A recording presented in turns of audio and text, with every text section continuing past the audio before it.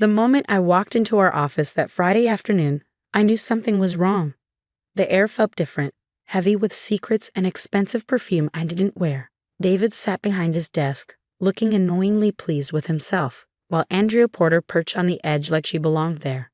My name is Rebecca Chen, and at 42, I was about to watch my life's work crumble in the most spectacular way possible. Or at least that's what my husband thought. Perfect timing, David said, his smile sharp enough to cut glass. We were just about to call you. I set my laptop bag down carefully, taking in the scene. The wall of awards we earned together over the past decade. The framed photo of us on opening day of Chen Technologies, both of us bright-eyed and full of dreams. And now Andrea, in her perfectly tailored suit, looking at me with poorly concealed triumph. Call me about what?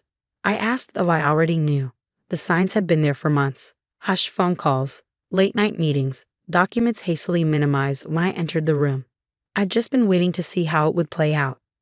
David leaned back in his chair. My chair, really, since I'd bought it with my inheritance when we first started the company. I've made some changes to our corporate structure, he said, sliding a document across the desk. Andrea has purchased controlling interest in Chen Technologies. As of today, you're no longer needed in an executive capacity. The words hung in the air like smoke. I picked up the document, scanning the details I'd already anticipated. David had sold his shares, and somehow some of mine, to Andrea, effectively cutting me out of the company I'd built from the ground up. How did you get authorization to sell my shares? I asked, keeping my voice steady. I never signed anything. Andrea's smile widened. Oh, but you did. Remember that stack of contracts from the Miller acquisition last month? You really should read everything before you sign. Of course. The Miller papers, hundreds of pages of legal documents that needed immediate signatures. David had insisted on handling them himself, said he'd mark all the relevant pages for me. Just trust me, he'd said. When have I ever steered us wrong? I wanted to laugh at the irony, but instead I just nodded. I see, and I suppose this means you two are. Andrea and I have been working closely together, David said, reaching for her hand. We share the same vision for the company's future, something you and I lost somewhere along the way. Lost somewhere along the way. That's how he described 12 years of marriage, 15 years of building a tech empire together. Like it was a set of car keys he'd misplaced. Congratulations, I said, surprising them both with my calm. I assume my office needs to be cleared out by the end of the day? David frowned slightly, probably thrown by my lack of reaction. Take the weekend, he said magnanimously, but we'll need you gone by Monday. Andrea has some big changes planned. I'm sure she does, I thought, watching them exchange smug glances. Andrea had been gunning for a position at Chen Technologies for years, first as a competitor, then as a potential partner. I'd always blocked her attempts to get involved, sensing something predatory in her interests. Now I knew why. Fine, I said, gathering my things. I'll have everything cleared out by Monday. As I turned to leave, David called out, Beck. The old nickname felt wrong coming from his lips now. I am sorry it had to end this way, but you've been holding the company back. We need to evolve. I paused at the door, thinking about the email sitting in my drafts folder, time to send in exactly 48 hours. Don't worry about me, David. I'm sure everything will work out exactly as it should. The drive home was surreal. 15 years of my life, gone in a single afternoon. Or at least, that's what they thought. David never understood why I spent so many late nights in the office, why I insisted on handling the cybersecurity protocols myself. You're too controlling, he complained. Learn to delegate. But I had learned something. I learned not to trust him.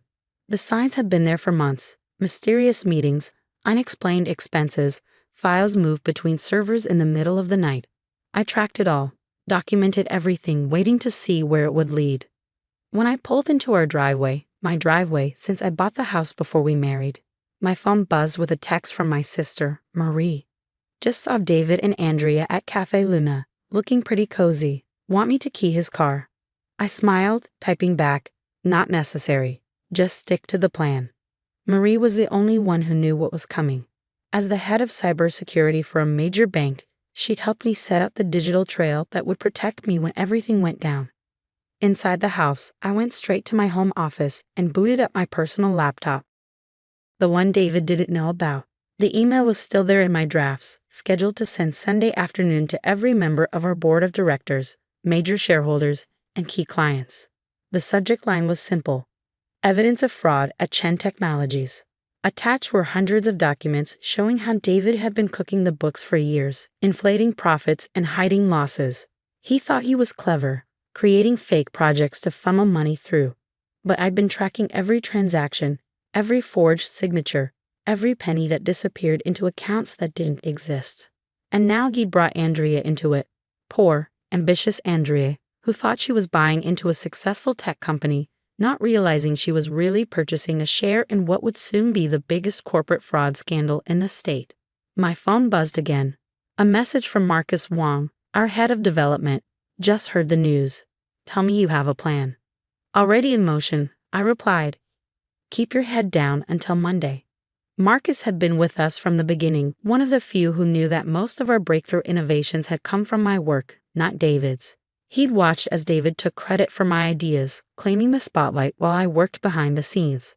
I poured myself a glass of wine and settled into my favorite chair, the one that faced the garden where David and I had once talked about growing old together. Funny how things change. Opening my laptop again, I pulled up the other files I'd been collecting, emails between David and Andrea going back months, planning not just their takeover but their future together.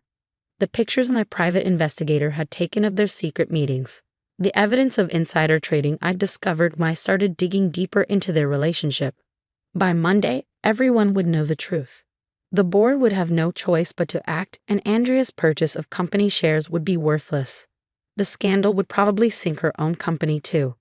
Some might call it revenge, but I prefer to think of it as justice. David and Andrea thought they were so clever, using those Miller contracts to trick me. They never stopped to ask why I'd agreed to sign anything without reading it carefully first. My phone lit up with another text, this time from David. Dinner at Lorenzo's to celebrate the changes, for old time's sake. I stared at the message, imagining him and Andrea at our favorite restaurant, probably sitting at our usual table, planning how they'd reshape my company in their image. Sorry, I typed back. Busy packing up my office. You two have fun. Let them celebrate. Let them think they'd won. In 48 hours, their perfect plan would explode in their faces, and I would be ready to pick up the pieces. I took another sip of wine and smiled. Sometimes the best revenge isn't served cold. It's served with carefully documented evidence in an ironclad paper trail. The weekend crept by with excruciating slowness. I spent Saturday methodically packing up my office, each box carefully labeled and organized. David and Andrea stayed away, probably celebrating their victory at some expensive restaurant.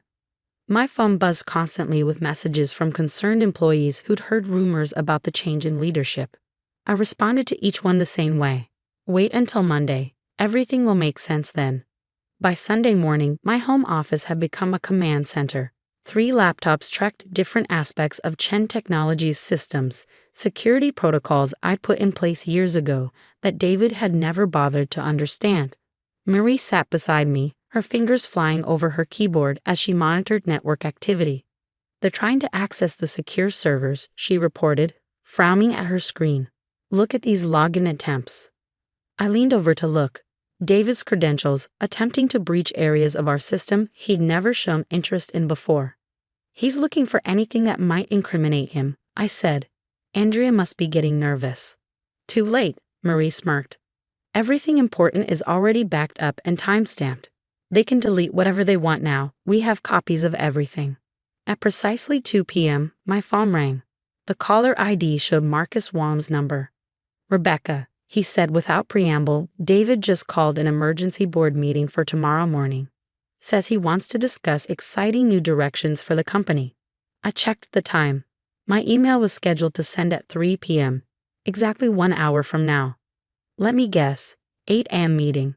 Yeah, Andrea will be there to outline her vision for the future. Perfect, I said. Just make sure you're there early. You'll want a good seat for this one. After I hung up, Marie gave me a concerned look.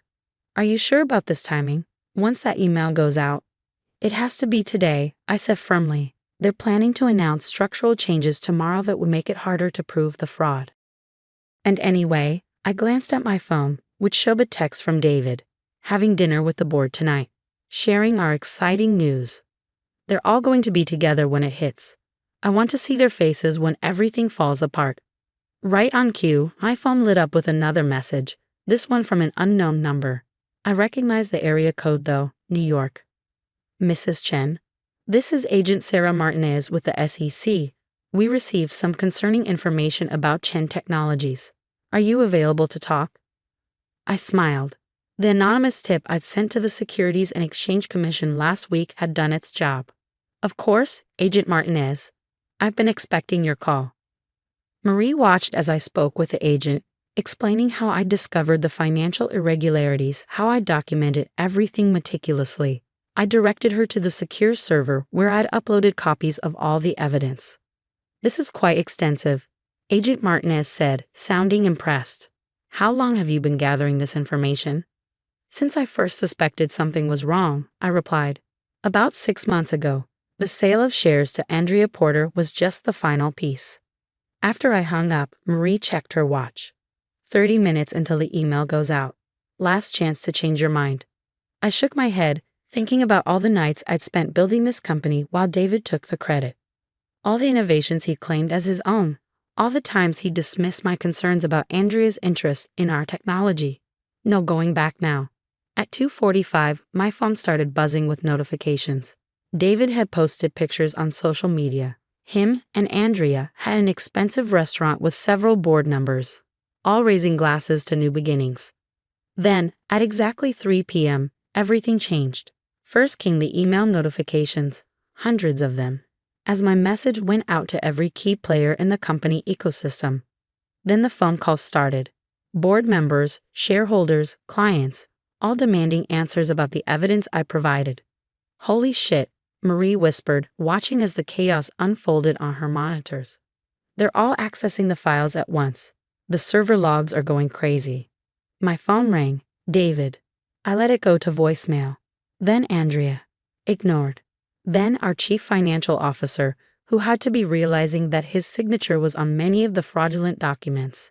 At 3:15, the first news alert hit. Breaking. Major fraud allegations at Chen Technologies. CEO and new partner implicated. They work fast, Marie commented. I made sure to copy several financial reporters on the email, I explained. Ones who've been investigating corporate fraud cases, they knew exactly what they were looking at. By 3:30, David was desperate. His texts became increasingly frantic. What have you done? This is all lies. You're destroying everything we built. Answer your FHOE. I forwarded each message to Agent Martinez, who had asked to be kept informed of any contact. At 4 p.m., Marcus called again. The board just canceled tomorrow's meeting, he reported, sounding gleeful. And you should see Andrea. She's having a complete meltdown in the office. Keeps screaming about how David promised her everything was legitimate. I almost felt sorry for her. Almost. How much did she pay for those shares? I asked, though I already knew the answer from the documents I found. 8 million, Marcus said. Her entire company's reserves, plus personal loans. She's ruined. Just then, my security system pinged. Someone was at my front door. The camera showed David, looking disheveled and furious. Right on schedule, I muttered. Want me to call the police? Marie offered. I considered it, but then had a better idea. No, I think it's time I faced him. Besides, I held up my phone, showing the active recording app. This conversation might be very interesting to the SEC. As I walked to the door, I could hear David pounding on it, calling my name. I took a deep breath, straightened my shoulders, and opened it. You psychotic bitch, he snarled, trying to push past me into the house. Do you have any idea what you've done? I blocked his entry. I think the better question is, do you have any idea what you've done? Securities fraud, embezzlement, insider trading. Should I go on? His face was red with rage. Those documents are fake. You're trying to frame me because you're jealous of Andrea. I laughed then, actually laughed. Oh, David, you really should have paid more attention to the cybersecurity protocols I put in place. Every document is authenticated, every transaction logged, every conversation recorded. I paused, watching the color drain from his face, including the ones where you and Andrea planned this whole takeover. You can't prove. I already have. I held up my phone, showing him the text from Agent Martinez. The SEC has everything. They're probably getting a warrant as we speak. He staggered slightly, reaching for the doorframe to steady himself. For the first time, I saw real fear in his eyes. Why? He whispered. Why didn't he just confront me when he first suspected? I thought about all the years I'd spent in his shadow, watching him take credit for my work. About how he'd so easily betrayed not just our marriage but everything we built together. Because you needed to learn something, David. Something about underestimating people. I stepped back, reaching for the door. Especially the ones who know all your secrets. As I closed the door on his stunned face, another news alert popped up on my phone. Chen Technologies stock halted after fraud allegations. Criminal investigation launched. Marie appeared beside me, holding 2 glasses of champagne. Is it wrong that I'm really enjoying this? I took a glass, clinking it against hers. Not at all. The best revenge isn't just exposing the truth. It's watching them realize they never saw it coming. The next few weeks unfolded like a carefully orchestrated symphony of justice. Monday morning brought exactly what I'd expected. FBI agents swarming our corporate offices, David and Andrea being led out in handcuffs, and reporters camped outside my house hoping for a statement. I watched it all from my home office, where I'd set up a command center with Marie. Multiple screens showed news coverage, stock tickers, and email communications from increasingly panicked board members. Chen Technologies CEO David Chen and partner Andrea Porter arrested on multiple fraud charges. The headlines screamed. The stock had been halted, but market analysts were already predicting the company's value would plummet when trading resumed. The board is calling an emergency meeting, Marcus reported via video call. They're desperate to talk to you. Everyone knows you're the only one who can salvage this mess. I glanced at my watch, 9:15 am. Tell them I'll be there at 10. And Marcus, make sure everyone from the development team is present. It's time they knew who really created our core technology. As I prepared for the meeting, my phone buzzed with a message from David's lawyer. Mrs. Chen, my client wishes to discuss a deal. He's willing to testify against Ms. Porter in exchange for leniency. I forwarded the message to Agent Martinez without responding. Let them turn on each other. It would only make the prosecution's job easier. The Chen Technologies building looked different as I walked through the lobby. Security guards who used to barely acknowledge me now stood at attention. Employees who'd watched David marginalize me for years suddenly couldn't meet my eyes. The boardroom was packed when I arrived. Board members, executives, and key developers all sat in tense silence as I took my place at the head of the table, David's old seat. Before we begin, I said, opening my laptop, I want to be clear about something. What happened here isn't just about David's fraud or his affair with Andrea. It's about years of deception that goes to the very heart of this company. I pulled up a series of patent applications, technical specifications, and development logs. Every major innovation this company has produced over the past decade, the quantum encryption protocol, the neural network architecture, the distributed processing system, they weren't David's creations. They were mine. The room erupted in murmurs. Marcus stood up, addressing the board directly. She's telling the truth. I was there. We all were. David took credit, but Rebecca was always the real genius behind our success. But why didn't you say anything? Janet Moore, our longest-serving board member, asked. I smiled grimly. I did, many times. But David was very good at dismissing me, at making everyone believe I was just the perfectionist wife who needed to be managed. You all saw what you wanted to see. Over the next 2 hours, I laid out my plan to save the company. We would need to be completely transparent about the fraud, cooperate fully with investigators, and restructure from the ground up. But we could survive this if they were willing to trust me. The question, I concluded, is whether this board is ready to acknowledge its own complicity in what happened here. You all watched David take credit for my work. You approved his decisions without proper oversight. You ignored red flags because he was charming and confident. The silence that followed was deafening. Finally, Janet spoke again. I moved to appoint Rebecca Chen as interim CEO with full authority to implement her restructuring plan. The vote was unanimous. As the room cleared out, Marcus lingered behind. There's something else you should know, he said quietly. Andrea's company, it's not just the $8 million she invested. Their entire intellectual property portfolio, it was based on stolen data from us. From your designs. I wasn't surprised. I know. It's all documented in the evidence I gave the FBI. Her company won't survive this either. That evening, as I sat in my new office, my real office, Marie called with an update.